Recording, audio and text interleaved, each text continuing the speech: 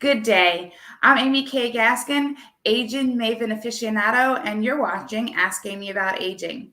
And today I'm talking with Kurt Kazanowski. He's written Morning, many Amy. books. How are you? Great. Hope you're doing well as well.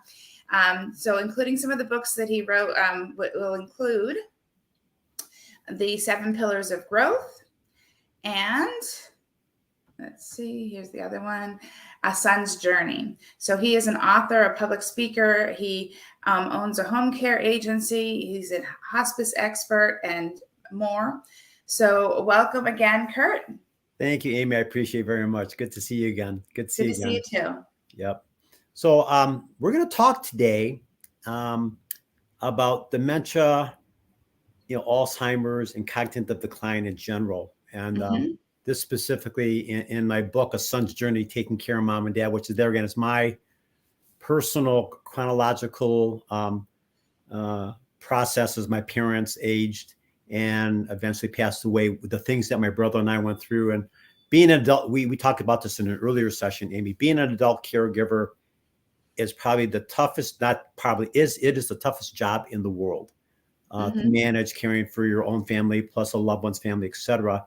And another challenge layered on top of that is if your loved one has any cognitive decline, which is Alzheimer's, dementia, etc., Parkinson's, dementia, Alzheimer's can be traumatic.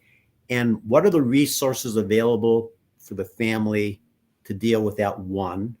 Two, also I'd like to, because I'm assuming that the people that are watching our podcast are adult caregivers, and what can you do today to prevent Alzheimer's and cognitive decline? And beyond, a lot of people think there is not a way to prevent it. There is, and I'd like to touch on that if you give me a few minutes to talk about that, because I have a specific passion about that, because my father had cognitive decline as he aged, and looking back at some of the things that we experienced with him really helped me understand better and have a passion for looking at dealing with folks that have cognitive decline. So let's define it. So, Alzheimer's disease, dementia, all Alzheimer's is dementia, but you can have dementia and not have Alzheimer's disease. Right. Okay. So there is, like I said, all Alzheimer's is dementia because you have memory loss, et cetera, et cetera. And then cognitive decline can come in a number of different ways. And, there's 4, and there again, I don't want to get too technical. I want to talk more about there are 4 stages or 4 levels of Alzheimer's disease: early onset, mid, and then stage 4. And that's usually how the healthcare professionals assess folks that are going through that decline, so they can better understand how they can treat that. Is the challenge for caregivers, adult caregivers, is, as you start seeing cognitive decline in mom or dad, as soon as possible, you need to get an assessment done. Right. And sometimes I want to warn people, because this was a biggie, you can have a UTI and it makes it look like you have dementia when you don't. Sure. So yes. Monitor that as well. Yeah, you're getting. Yeah, I'm getting ahead. I know. No, good point. My mom had a UTI, and it's like, oh my God. I mean, it was crazy. And the other thing that causes mimics that, UTIs, and also dehydration. Yes, dehydration, hearing loss as well. Dehydration, folks, just as a little side note, appreciate you bringing that up, Amy, is because seniors have a tendency not to drink a lot of fluids because they don't want to pee a lot. That, and they're not as thirsty, and they're not hungry, and et cetera. You can become dehydrated very quickly, but you can even become malnourished in under 24 hours. Sure. Because you're not hungry and you don't want to eat and you don't want to go to the bathroom. So there's a lot of reasons. I did a whole article on dehydration. Yeah. It really opened my eyes. Yeah. So my mom didn't have a lack of appetite, but she didn't like drinking. We had to go through a really massive effort to find out something she really enjoyed drinking that was healthy. Because, if you're the more, especially for a woman, the more dehydrated you are, the more likely you're going to have potentially a UTI that'll mimic cognitive decline.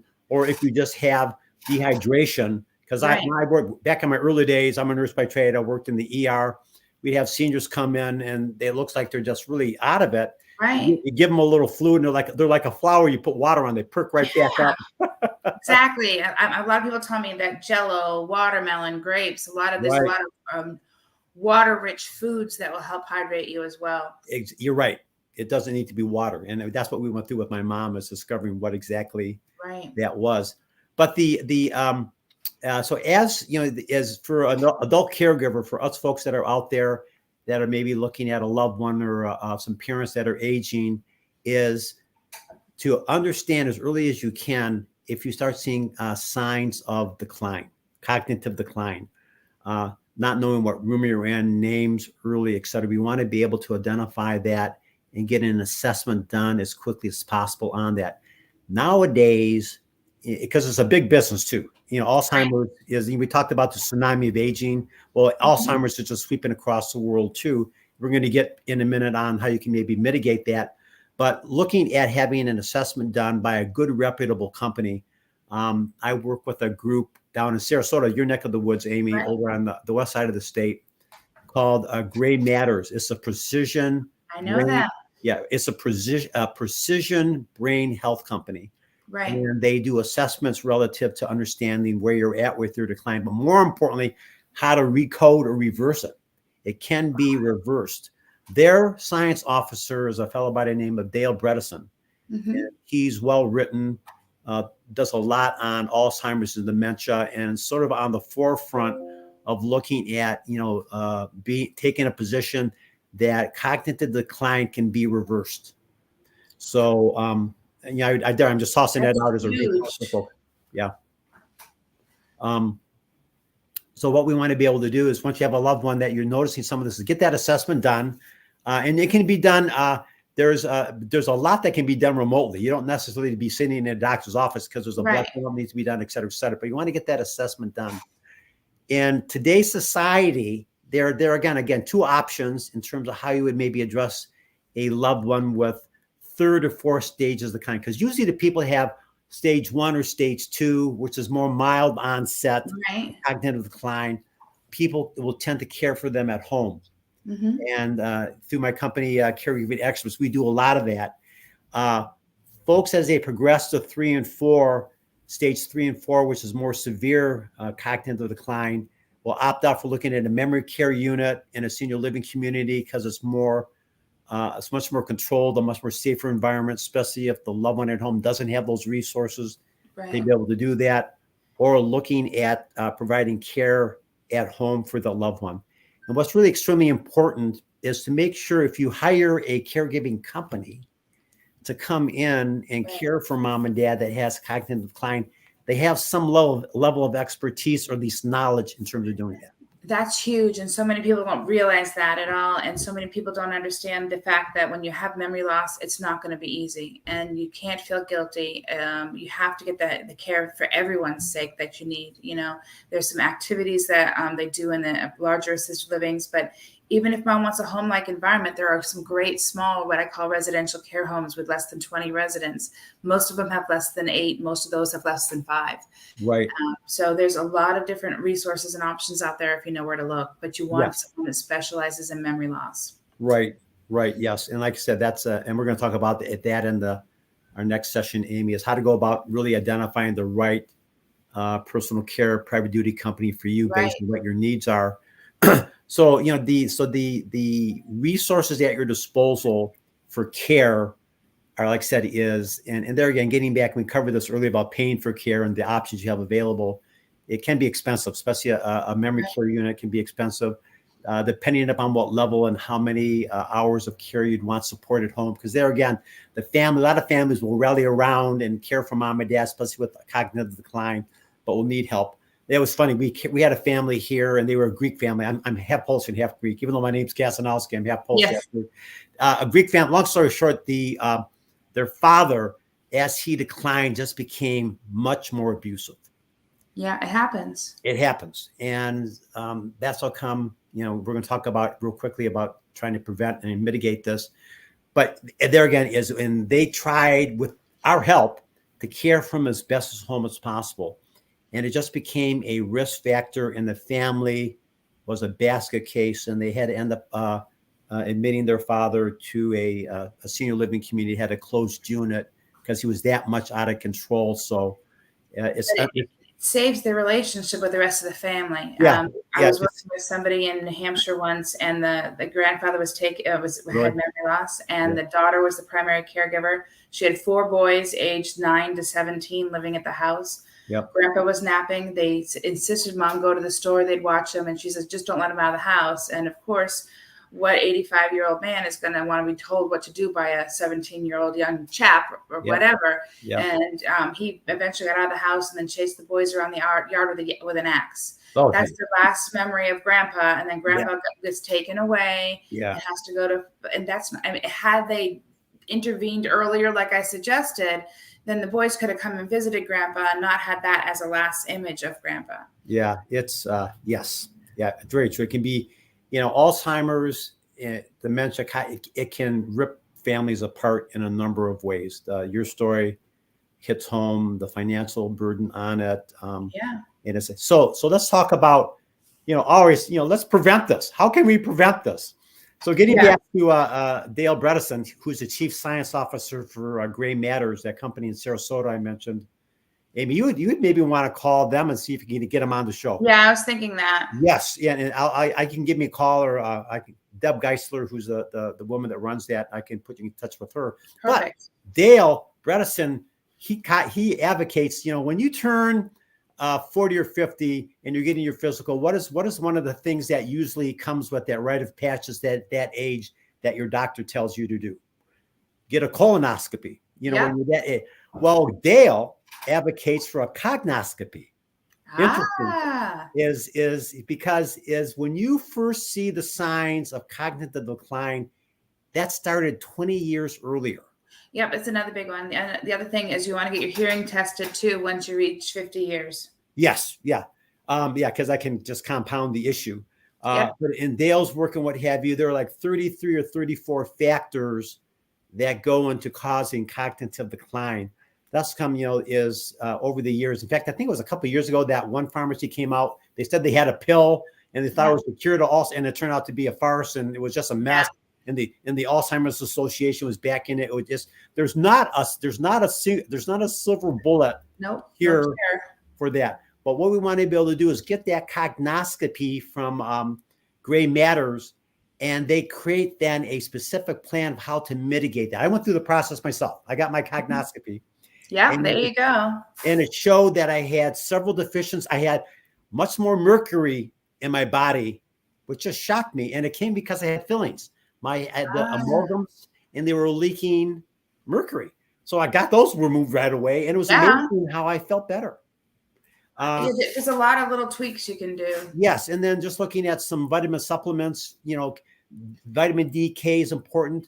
But the point, and molds, it's amazing, especially in Florida, Amy, and in your neck of the woods, molds can have a dramatic impact on cognition.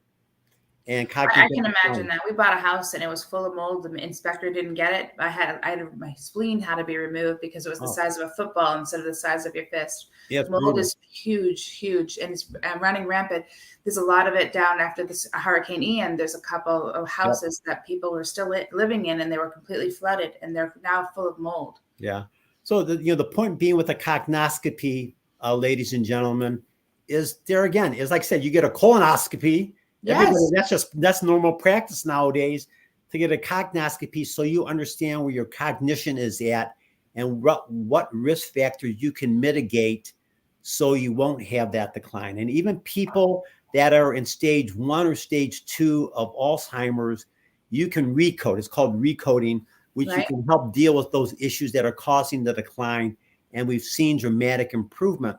So obviously, is the horror stories we talked about before was somebody that's 3rd or 4th stage and they're running around the yard naked with a axe or something. That is, unfortunately, that's a reality. Exactly. And then your mom, who was very nun-like, got on the bus and flashed the driver. Right. Yeah. She would never do that. There's stories all over the place. Yeah, and so I'm an old public health nurse by trade. When I came out of school, I practiced as a public health nurse and focused on prevention. We have mammography. We have colonoscopy. So getting a cognoscopy. Cognoscopy. I'm going to put that in the comments because we got to get those. For your brain health is critical, because that way you can mitigate dealing with some of the horror stories that Amy and I are talking with you about here. Looking at there again, just saving the nation billions of dollars in healthcare resources. I know that Deb, the woman I mentioned, is very active in looking at, because Ron DeSantos, also in Florida, they actually implemented some major legislation to fund money in Florida to deal with cognitive decline and dealing with it early, because it helps offset because it's very expensive, as we mentioned, very, very expensive. Very expensive. It's, the memory care is almost twice as expensive, if not more, than traditional assisted living. Yes. But it takes special caregivers for that. Yes. And there again, and we haven't even touched on just dealing with the gaposis of people that need care and caregivers that are there to do that. Exactly. So the whole theme here is you want to stay healthy as best you can. You want to take preventative steps as best you can to mitigate that stuff. So you may have a loved one right now that is experiencing cognitive decline. You want to get that assessed. Amy can give you the information for the Gray Matters folks. Get your cognoscopy. But if you do need to look at planning for care, we talked about this earlier, have conversations now on how you potentially want to cover that. What would be the resources needed to deal with that would be important. And there again, in my, I'm not trying to sell from the stage here, but my book, A Son's Journey, there's a whole chapter in there on cognitive decline and dementia, with also a set of resources that you can pick and choose from that could be helpful. And I'm sure you could have written many more chapters on that too. Yes. This is a huge topic, but yes.